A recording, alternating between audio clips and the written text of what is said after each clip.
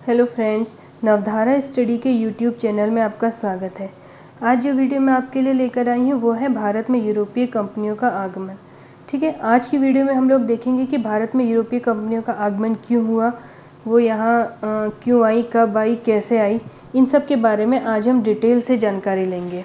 ठीक है, और जो आज की वीडियो है वो हमारी 2-3 पार्ट्स में आएगी क्योंकि ये टॉपिक लंबा है और इसे एग्ज़ाम में क्वेश्चन भी पूछता है और थोड़ा सा टिपिकल भी है। ठीक है, तो चलिए आज की वीडियो शुरू करते हैं। देखिए, भारत में यूरोपीय कंपनियों के आने का जो मुख्य मकसद था, मुख्य उद्देश्य था, वो था व्यापार करना। अब भारत में ही क्यों वो आए, यहाँ की ओर कैसे आकर्षित हुए, तो ये सब हम देखेंगे। देखिए, भारत का जो विदेश के साथ व्यापार है या विदेशों के साथ जो व्यापार है वो प्राचीन काल से चला आ रहा था। जब हम हड़प्पा सभ्यता के बारे में पढ़ेंगे तब हम देखेंगे कि मेसोपोटामिया के साथ व्यापार करते थे, पश्चिम एशिया के साथ व्यापार करते थे। ठीक है, वैसे ही जब मध्यकाल में हम देखते हैं कि भारत और यूरोप के बीच में तब भी व्यापारिक संबंध थे। जो यूनान था यानी कि ग्रीस, और जो रोम था, इटली जिसे अभी कहते हैं, उसका दक्षिण एशिया के साथ और भारत के साथ व्यापार था। और ये व्यापार जो होता था ये फारस की खाड़ी और लाल सागर के माध्यम से होता था।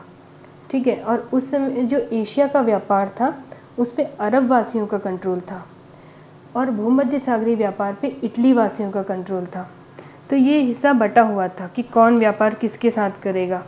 एशिया के साथ से सामान लेकर जो अरब वासी थे वो यूरोप में जाकर बेचते थे। अब यूरोप वासी भारत में क्यों आए, तो देखिए क्या होता है कि 1453 ईस्वी में जो रोमन यूनानी साम्राज्य था उसमें जो कुस्तुनतुनिया प्रांत था उस पे तुर्क अपना अधिकार कर लेते हैं। जो कुस्तुनतुनिया प्रांत था ये पूर्वी भाग था रोमन साम्राज्य का, और रोम और जो इटली वाला भाग था वो पश्चिमी भाग था। तो और यहाँ से जो यूरोपीय व्यापार करते थे इस मार्ग से होते हुए, क्योंकि अब ये मार्ग तुर्कों के हाथ में चला जाता है तो इनका व्यापारिक मार्ग अवरुद्ध हो जाता है। तो इसलिए इन्हें नए मार्गों की तलाश होती है और नए एरिया की ओर जाना होता है। तो ये लोग पूर्व की ओर आते हैं, यानी कि भारत की ओर, दक्षिण एशिया की ओर। ठीक है, उसके अलावा एक कारण ये था कि 15वीं शताब्दी में यूरोप में पुनर्जागरण का काल चल रहा था। देखिए, पुनर्जागरण के बारे में डिटेल में तो विश्व इतिहास में पढ़ाया जाएगा, लेकिन मैं आपको ये बता दूं कि जो पुनर्जागरण है इसका मतलब ये था कि ये लोग लौकिक जीवन पर बल दे रहे थे, यानी कि जो वैज्ञानिकता पर, तथ्यों पर, तर्कों पर बल दे रहे थे। तो और यहाँ पे इस समय नए नए विचारक पैदा हो रहे थे, रूसो, कांट, इनके बारे में हम पढ़ेंगे। बड़े साहित्यकार पैदा हो रहे थे जिससे इनके वहाँ नए नए आविष्कारों की ओर बल दिया जा रहा था। तो इस समय यूरोप में बहुत सारी वैज्ञानिक खोजें, नए आविष्कार हो रहे थे, जैसे कुतुबनुमा की खोज हुई, जिसे दिशा सूचक या कंपास भी कहते हैं, जो दिशा दिखाने का काम करता है, नाविकों के लिए बहुत महत्वपूर्ण होता है। इसके अलावा जहाजरानी उद्योग भी यहाँ पे बढ़ चढ़ के फैल रहा था। साथ ही जो नौ परिवहन का विकास हो रहा था, इसी वजह से ये सब एक दूसरे से जुड़ा हुआ है। अब जब नौ परिवहन का विकास हो रहा है, जहाजरानी उद्योग का निर्माण चल रहा है, तो इससे क्या होगा कि नए भौगोलिक मार्गों की खोज भी प्रारंभ हो जाएगी, क्योंकि कुस्तुनतुनिया वाला एरिया तो इनका ब्लॉक हो चुका था व्यापार करने के लिए। साथ ही उस समय प्रिंस हेनरी थे पुर्तगाल के, जो नेविगेटर के नाम से जाने जाते थे, उनकी भी भौगोलिक मार्गों की खोज में बहुत रुचि थी।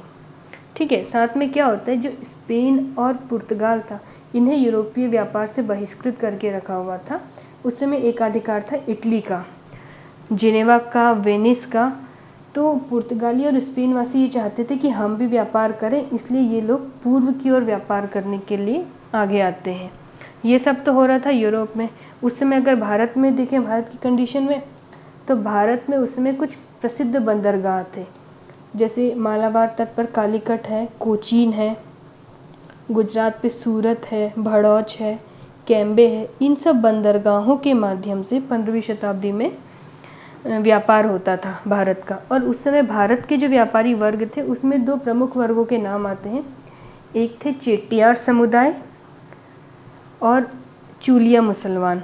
ये जो थे ये कोरोमंडल तट पर और दक्षिण एशिया का व्यापार संभालते थे भारत का।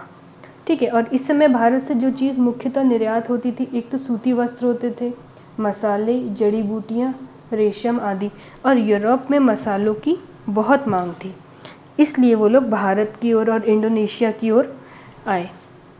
ठीक है, इसके बाद अगर जब हम ये पढ़ेंगे कि आगमन कैसे हुआ, तो सबसे पहले हम एक चीज़ देख लेते हैं कि भारत में जो यूरोपीय कंपनियां आई वो किस क्रम में आई। ये सीधा एग्ज़ाम में पूछता है, इसलिए इस क्रम को ऐसे ही आप लोग याद कर लीजिएगा। देखिए, सबसे पहले भारत में आई पुर्तगाली कंपनी, फिर आई डच, फिर आए अंग्रेज, फिर आए डेन और फिर आए फ्रांसीसी। हम इन सारी कंपनियों को विस्तार में पढ़ेंगे और पार्ट वाइज पढ़ेंगे। और आज हम सबसे पहले शुरू करेंगे पुर्तगीज़ से, यानी कि पुर्तगालियों से। देखिए, सबसे पहले क्योंकि स्पेन और पुर्तगाल वासी जो थे व्यापार के लिए नए उपनिवेश ढूंढ रहे थे, तो वहाँ पे 1487 में 1487 में एक नाविक था, एक व्यक्ति था बार्थोलो मूडियास। तो ये व्यक्ति भारत की खोज के लिए निकलता है। ठीक है, और ये पहुँचता है अफ्रीका के दक्षिण बिंदु पे, जो अभी केप ऑफ गुड होप के नाम से जाना जाता है। ये वहाँ तक जाता है और वहाँ से वापस लौट जाता है लिस्बन की ओर, आगे को नहीं आता है। इसे उत्तर माशा अंतरीप भी कहते हैं। इसने उत्तर माशा अंतरीप भी खोज के निकाला था। उसके बाद 1494 में स्पेनी नाविक, स्पेन यात्री जो थे कोलंबस, वो भारत की खोज के लिए निकलते हैं। लेकिन ये भारत की खोज ना करके ये अमेरिका पहुंच जाते हैं और अमेरिका का मार्ग खोज लेते हैं। ठीक है, उसके बाद जो पुर्तगीज़ भारत में आते हैं उसमें सबसे पहले आते हैं वास्को डी गामा। तो वास्को डी गामा 17 मई 1498 को उसी केप ऑफ गुड होप के रास्ते आते हैं जो बार्थोलो डोमियास जहाँ तक पहुँचे थे वहाँ पे। ठीक है, और ये पहुँचते हैं कहाँ, कालीकट बंदरगाह पे, जहाँ पे राजा जमोरिन का स्वागत करते हैं। यहाँ पे जो जमोरिन है वो राजा का नाम नहीं है, बल्कि जमोरिन यहाँ के राजा की उपाधि है। और ये पहुँचते हैं जिस बंदरगाह पे ये पहुँचते हैं उस बंदरगाह का नाम था कप्प कडाबू बंदरगाह। जो पुर्तगाली थे ये भारत में आने वाली पहली विदेशी शक्ति थे। देखिए, विदेशी शक्ति का मतलब पहली यूरोपीय शक्ति से है जो यहाँ पे व्यापार करने के लिए आए थे, क्योंकि जिस क्रम में हम पढ़ रहे हैं उस क्रम में सबसे पहले जो यूरोपीय पहुँचते हैं वो पुर्तगाली थे। अभी हम वास्को डी गामा के बारे में देख रहे थे। तो वास्को डी गामा भारत में 3 बार आए। पहली बार तो 1498 में आए। 1498 में जब ये भारत आते हैं तो अरब के जो व्यापारी थे वो इनका विरोध करते हैं, क्योंकि ये भी व्यापारी हैं, तो क्योंकि उनका कंपटीशन कहीं ना बढ़ जाए इसलिए विरोध करते हैं। लेकिन ये अपना व्यापार करते हैं, अपना जितना भी इनका आने जाने का जो भी खर्च होता है सब कुछ निकालने के बाद जब ये वापस पुर्तगाल पहुंचते हैं तो इन्हें 60% का मुनाफा, 60 गुना मुनाफा होता है जितना भी इनकी कमाई होती है उसका। तो इससे पुर्तगाल के जो लोग थे वो यहाँ की ओर और आकर्षित होते हैं।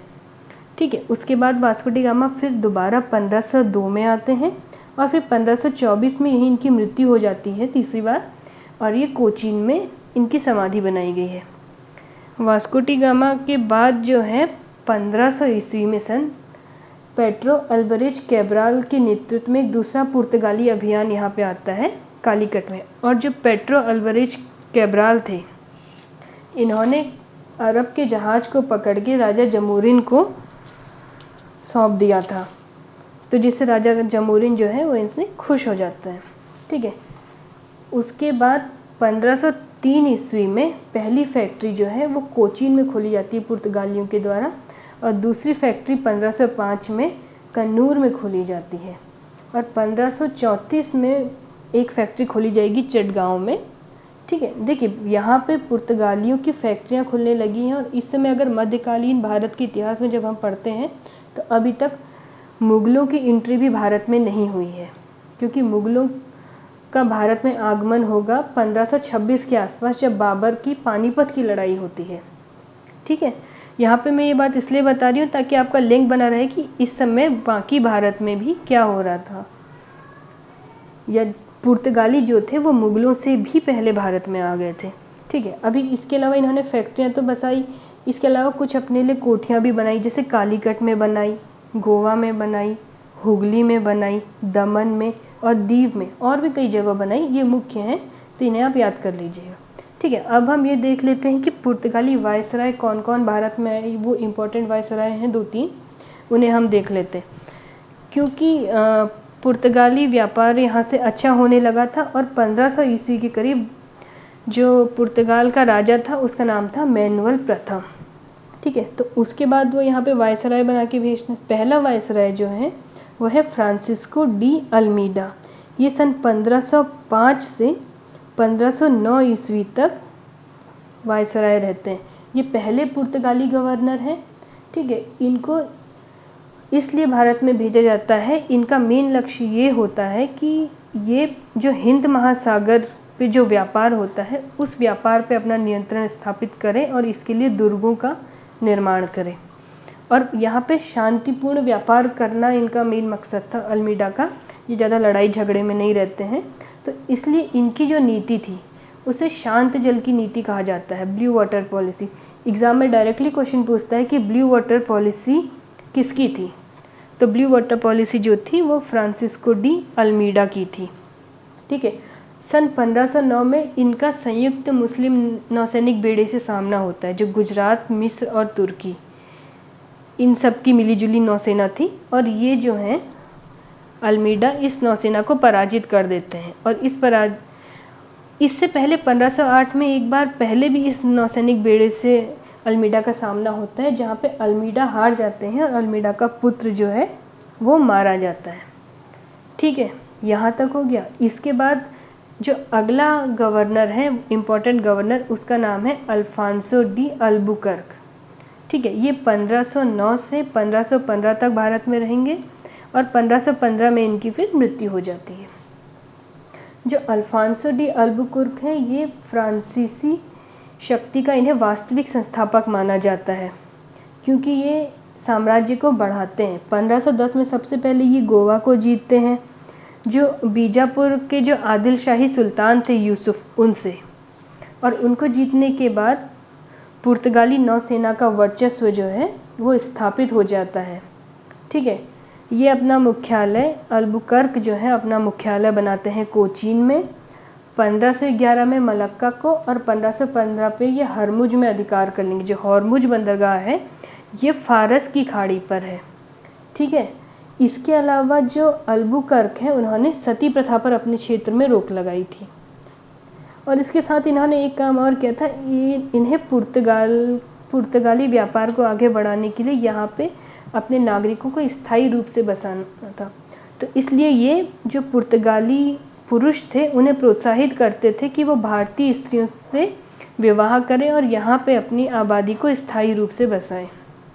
ठीक है, इसके बाद 1529 से 1538 तक जो गवर्नर रहेंगे नीनो डी कुन्हा, ये अगले महत्वपूर्ण गवर्नर हैं। ये अल्बुकर्क के बाद नहीं आए हैं, लेकिन अगले महत्वपूर्ण गवर्नर यही हैं। 1530 में गोवा को ये राजधानी बना लेते हैं। ठीक है, और गोवा को जीता था अल्बुकर्क ने, अल्फांसो डी अल्बुकर्क। इसके अलावा सेंट थोम जो मद्रास में है और हुगली जो पश्चिम बंगाल में है, वहाँ पे अपनी बस्तियाँ बसाते हैं। हुगली को बाद में शाहजहाँ वापस ले लेंगे। उसके बाद बेसिन 1534 में ये जीतते हैं, जो गुजरात का शासक होता है उस समय बहादुर शाह, उसको हराकर। और ये बहादुर शाह बाद में समुद्र में गिर के मारा जाता है। इसके अलावा 1535 में दीव में अधिकार किया जाता है। 1559 में दमन पर अधिकार किया जाता है। इसके अलावा जो पुर्तगाली होते हैं वो बम्बई में, चौल में, सालसेट, सीलोन और कई सारी जगहों पे अपना आधिपत्य स्थापित कर लेते हैं। ठीक है, और जो पुर्तगाली लोग होते हैं ये व्यापार के लिए एक नागपट्टम बंदरगाह होता है, इसका प्रयोग करते हैं। इस बंदरगाह का नाम आप ऐसे याद कर लीजिएगा, सीधा सीधा। ठीक है, क्योंकि यहाँ पे व्यापार करने के लिए इन्हें व्यापारिक मार्ग पर नियंत्रण करना था और हिंद महासागर इस समय सबसे बड़ा व्यापारिक मार्ग था भारत का, तो इस पे नियंत्रण करने के लिए ये एक कार्टेज आर्मेडा काफिला पद्धति का उपयोग करते हैं। अब ये पद्धति क्या थी, तो इसमें जो कार्टेज होता है इसका मतलब होता है परमिट, और जो ये सिस्टम था, इस सिस्टम के जरिए क्या करते थे कि जो कोई भी जहाज होता था वो बिना पुर्तगालियों के परमिशन के अरब सागर में नहीं जा सकता था। इसके लिए उन्हें एक परमिट लेना पड़ता था। ठीक है, और उसके लिए टैक्स देना पड़ता था या फ़ी देनी पड़ती थी। साथ ही जो जहाज़ अरब सागर में जाएं भी इस रास्ते, वो गोला बारूद और मसाले यानी कि काली मिर्च खासकर, ये अपने जहाज़ में नहीं लेके जा सकते थे, क्योंकि इस समय पुर्तगाली नौसेना बहुत ज़्यादा सक्षम थी, बहुत ज़्यादा शक्तिशाली थी। इसलिए जो एशिया के शासक हैं वो सारे के सारे इसका वर्चस्व जो है मान लेते हैं और ये इस पद्धति को ही फॉलो करते हैं। उस समय भारत में जब मुग़ल सम्राट अकबर थे, जो कि खुद इतने शक्तिशाली थे, वो भी इस सिस्टम को मानते हैं। वो भी इस सिस्टम के माध्यम से परमिट लेकर अपने जहाज़ भेजते थे व्यापार के लिए। ठीक है, अब यहाँ तक तो हो गया। इसके बाद हम देखते हैं कि पुर्तगालियों का भारत पे क्या प्रभाव पड़ा और फिर धीरे धीरे इनका पतन कैसे हुआ। तो पुर्तगालियों द्वारा भारत में देखिए सबसे पहले क्या हुआ, एक तो जहाज निर्माण हुआ, मतलब अच्छे अच्छे काम भी हुए, बुरे काम भी हुए। तो सबसे पहले देखिए जहाज निर्माण की दिशा में कदम बढ़े पुर्तगालियों के आने से। तंबाकू की खेती हुई, जो बुरा काम था। उसके अलावा आलू, मक्का, ये सब पुर्तगालियों ने इंट्रोड्यूस करवाया। भारत में पहली प्रिंटिंग प्रेस की शुरुआत भी पुर्तगालियों ने करवाई थी। साथ ही जो गोथिक आर्किटेक्चर है, गोथिक स्थापत्य कला, इसका इंट्रोडक्शन भी इंडिया में पुर्तगालियों के द्वारा ही करवाया गया था। ठीक है, इसके अलावा कुछ और चीज़ें भी भारत में लेकर आए थे, जैसे पपीता है, काजू, बादाम, मूंगफली, अनानास, लीची, ये सब चीज़ें भी पुर्तगालियों के द्वारा ही भारत में लाई गई थी। अब इनका पतन कैसे होता है, देखिए पुर्तगालियों की जो नीतियाँ थी वो धार्मिक असहिष्णुता की नीति थी और ये धर्म परिवर्तन पे बहुत जोर देते थे, ईसाई बनाने पे बहुत जोर था।